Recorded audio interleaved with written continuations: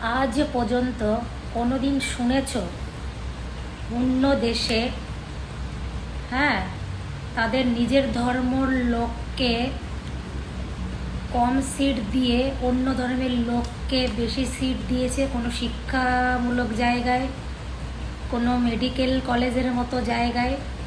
তো বৈষ্ণব দেবী মন্দির তো এটা হিন্দুদের মন্দির, আর এই হিন্দুদের মন্দিরের অর্থের যে অর্থটা আসে ভক্তদের দান, সেই দান দিয়ে বৈষ্ণব দেবী মেডিকেল কলেজ খোলা হয়েছিল।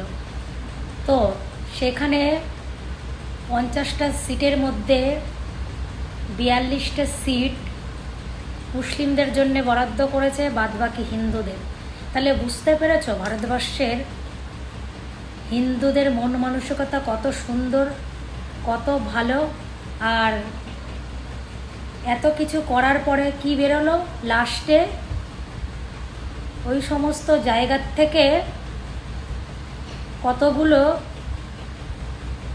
জঙ্গি বের হলো।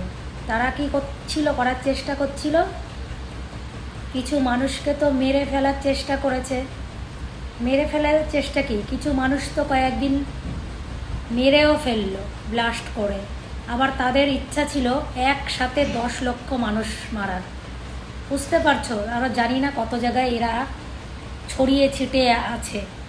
তো এই সুন্দর মানসিকতার পরিচয় শুধু ভারতের হিন্দুরাই দিতে পারবে, ভারতবাসীরাই দিতে পারবে, ঠিক আছে?